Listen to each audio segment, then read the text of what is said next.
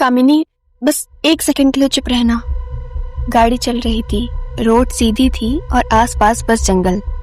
कामिनी ने बिना सवाल पूछे चुप रहना चूज किया। कुछ सेकंड्स तक सिर्फ इंजन की आवाज थी।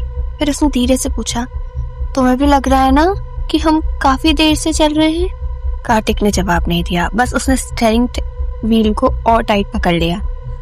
इस रोड पर लाइट्स होनी चाहिए थी, कामिनी ने कहा। मैप में क्लियरली दिख रहा था। कार्तिक ने बस इतना बोला। मैप अब अपडेट ही नहीं हो रहा है ना। इस पॉइंट पर कोई भी नॉर्मल इंसान होता तो गाड़ी रोक देता। फिर कार्तिक ने स्पीड कम नहीं की, क्योंकि उसने एक चीज समझ आ चुकी थी। रोड आगे नहीं बढ़ रही थी, वो बस रिपीट हो रही थी। सेम पेड़, सेम मोड़, सेम फुटपाथ के पास लगा टूटा सा बोर्ड। 3 बार। कामिनी ने जब यह नोटिस किया तो उसकी आवाज नॉर्मल नहीं रही। हम घूम रहे हैं क्या? इसी वक्त गाड़ी के बाहर से एक आवाज आई, बहुत हल्की, जैसे कोई हील घसीट रहा हो। कार्तिक ने साइड मिरर देखा, कुछ नहीं था। पर जब उसने रियर मिरर देखा, रोड के बीच सिर्फ गाड़ी के टायर के निशान नहीं थे, उसके पीछे एक और पैटर्न बना था, नंगे पैरों का। गाड़ी के साथ साथ कामिनी ने भी देख लिया। वो कुछ बोलने ही वाली थी कि कार्तिक ने धीरे से कहा, प्लीज कुछ मत बोलना, बस चुप रहना। इस बार आवाज ड्राइवर साइड से बिल्कुल पास आई। नॉक 1 बार। विंडो बंद थी, लॉक लगा हुआ था। कामिनी ने ऑलमोस्ट विस्पर में पूछा, तुम्हें लगता है कोई हमसे बात करना चाहता है? कार्तिक ने सीधा सामने देखा और सिर्फ एक लाइन बोली, जो भी है गाड़ी के अंदर नहीं आना चाहिए। इसी पल गाड़ी के पिछले सीट पर वेट शिफ्ट होने लगा, जैसे कोई बैठ गया हो। फिर सीट खाली थी। कामिनी ने धीरे से आंखें बंद कर ली और कार्तिक ने एक्सेलरेटर दबाया, पर स्पीडोमीटर मूव ही नहीं हो रहा था। गाड़ी चल रही थी पर नंबर्स फ्रोजन थे। तब कामिनी ने वो सवाल पूछा जो शायद नहीं पूछना चाहिए था। तुम्हें सुना ना, पिछले गांव में लोग क्या कहते थे? कार्तिक ने जवाब नहीं दिया, क्योंकि उसे याद आ चुका था, रात के बाद इस रोड पर सिर्फ 2 लोग आते हैं, जो साथ होते हैं और जो साथ नहीं होते। और इसी के साथ गाड़ी के अंदर की हवा अचानक ठंडी हो गई, जैसे किसी ने पीछे से सांस ली है। गाड़ी चल रही थी पर जंगल बदल नहीं रहा था। मैं क्लियरली महसूस कर सकता था ये कोई नॉर्मल रास्ता नहीं है। पेड़ों की हाइट सेम थी, उसके पीछे एक गैप भी सेम, जैसे किसी ने एक फ्रेम को कॉपी पेस्ट कर दिया हो। कामिनी ने आंखें खोली पर पीछे देखने की हिम्मत नहीं की। कार्तिक, उसने धीरे से कहा, अगर हम इस रोड पर पहले भी आए होते तो याद तो रहता ना। कार्तिक ने सिर्फ एक गहरी सांस ली। मैं श्योर हूँ, उसने कहा, ये रास्ता मैप में था, पर अब मैप ब्लैंक हो चुका है। मोबाइल स्क्रीन पर सिर्फ एक ग्रे ब्लैक बोर्ड था, ना सिग्नल ना लोकेशन, बस एक छोटा सा डॉट जो हिल रहा था। उसी वक्त गाड़ी के बाहर जंगल से एक आवाज आई। इस बार नॉक नहीं था, इस बार किसी के चलने की आवाज थी, बहुत धीरे और बिल्कुल गाड़ी के साथ। कामिनी ने विंडो की तरफ देखा पर ग्लास के बाहर कुछ नहीं दिख रहा था। फिर भी उसने क्लियरली महसूस किया कि वहां कोई खड़ा है। कार्तिक, उसने ऑलमोस्ट रिक्वेस्ट करी, प्लीज रास्ता बदलो ना। कार्तिक ने स्टीयरिंग व्हील घुमाया, गाड़ी मुड़ी, पर रोड नहीं मुड़ी। रोड वही रही, जैसे जंगल ने डिसाइड कर लिया हो कि आज रास्ता वही होगा जो वो चाहता है। अब गाड़ी के पीछे हिस्से से हल्का सा प्रेशर महसूस हो रहा था, जैसे कोई हाथ बोर्ड पर टिका हो। कामिनी ने धीरे से कहा, तुम्हें लगता है ये कोई प्रैंक कर सकता है?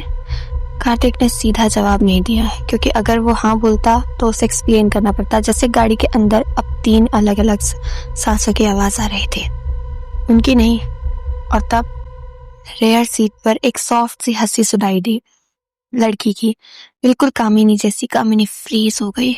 उसे अपनी आवाज में पूछा, ये मैं थी क्या? कार्तिक ने एक्सेलरेटर और दबाया, स्पीडोमीटर फिर भी मूव नहीं हुआ। पर जंगल के पेड़ थोड़ा और पास आ गए और रोड पलटी हो रही थी। लाइट्स खुद ब खुद ब्लिंक करने लगी और फिर डैशबोर्ड पर टाइम सडनली चेंज हो गया, 2:11। कामिनी ने शॉक में देखा, हम तो रात के 12 के बाद निकले ही नहीं थे। कार्तिक ने गाड़ी देखी और गाड़ी बंद कर दी, पर सेकंड निडल हिल रहा था, बस फॉरवर्ड नहीं पीछे। तब कामिनी ने वो बात नोटिस की जो शायद सबसे ज्यादा डिस्टर्बिंग थी। गाड़ी के बाहर पेड़ों के बीच कोई चीज चल रही थी जो ज्यादा तेज नहीं थी, पर हर स्पीड के साथ उनके शैडो लंबा होता जा रहा था और शैडो गाड़ी की तरफ झुक रहा था। कार्तिक, कामिनी ने आवाज कांप रही थी, ये जो बाहर चल रहा है ये हमारे साथ ही क्यों चल रहा है? कार्तिक ने एक ही जवाब दिया, क्योंकि हमने इस रोड को क्रॉस नहीं किया, इस रोड ने हमें क्रॉस किया है। और इस पल गाड़ी अचानक रुक गई। इंजन चालू था पर व्हील्स नहीं घूम रहा था। बाहर जंगल बिल्कुल शांत हो गया और पिछली सीट से एक बिल्कुल क्लियर आवाज आई, अब उतरने का टाइम है। कोई नहीं बोला कि ये आवाज किसकी थी, बस इतना क्लियर था कि ये कामिनी की आवाज नहीं थी, और ये भी नहीं जो पहले हंसी सुनाई दी। ये आवाज जैसे दोनों का मिक्स हो। कार्तिक ने हाथ गियर पर रखा पर गियर मूव नहीं हुआ। कामिनी ने सीट बेल्ट को पकड़ लिया। हम बाहर नहीं जा रहे, उसने कहा। गाड़ी के बाहर जंगल से हल्की सी मूवमेंट की आवाज आई, जैसे कोई घास पर पैर घसीट रहा हो। फिर आवाज दोबारा आई, गाड़ी सिर्फ यहीं तक आती है। इस बार आवाज बिल्कुल पिछले कान के पास थी, पर पिछली सीट खाली थी। कार्तिक ने धीरे से कहा, हमने किसी को लिफ्ट नहीं दी ना? आवाज हल्की सी हंसी में बदली, नहीं, तुम लोग खुद आए हो। इस वक्त कामिनी ने विंडो के बाहर देखा और उसके हाथ कांप गए। रोड खत्म हो रही थी। आगे सिर्फ जंगल था और जंगल के बीच एक पतली सी पगडंडी, बिल्कुल वही जिसके बारे में गांव वाले कहते थे, जो सिर्फ रात में दिखती है।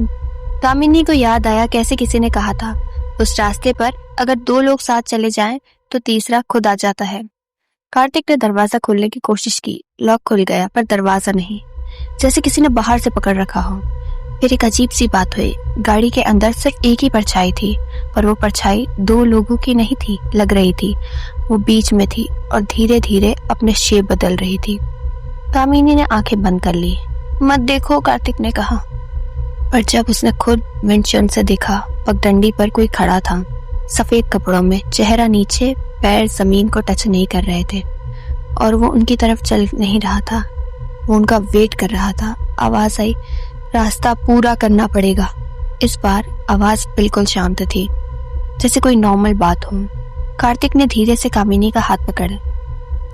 उस हाथ में ठंडक थी, पर कामिनी के हाथ से ज्यादा ठंडी गाड़ी के हैंडल पर थी।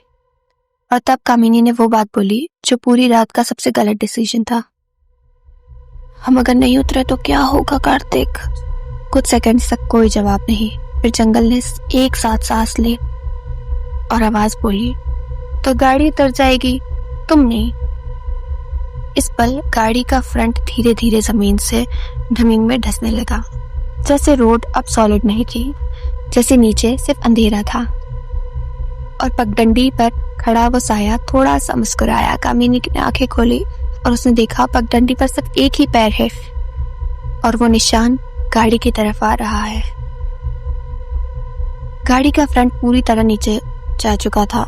रोड अब दूसरे जैसे लग रही थी, बस एक खाली गीली सरफेस, जैसे जमीन सांस ले रही हो। कार्तिक ने कामिनी का हाथ छोड़ दिया। उसने भी बाद में समझ आया, उसे छोड़ा नहीं था, हाथ अपने आप छूट गया। कामिनी ने जब देखा उसकी सीट खाली थी, गाड़ी के अंदर अब सिर्फ एक ही सांस चल रही थी और वो सांस उसकी नहीं थी। पगडंडी पर खड़े साया अब बिल्कुल पास आ चुका था। उसका चेहरा सिर्फ अभी भी साफ नहीं दिख रहा था, पर उसकी आवाज बिल्कुल कार्तिक जैसी हो गई। तुम्हें लगा था सिर्फ साथ चलना ही काफी होता है? कामिनी ने दरवाजा खोल दिया। बाहर उतरते ही गाड़ी बिल्कुल शांत हो गई, इंजन बंद, लाइट्स ऑफ। पीछे मुड़कर देखा, गाड़ी वहां नहीं थी, सिर्फ जंगल था और पगडंडी पर दो पैरों के निशान थे और उनके बीच तीसरा। कामिनी ने पीछे मुड़ के गलती कर दी।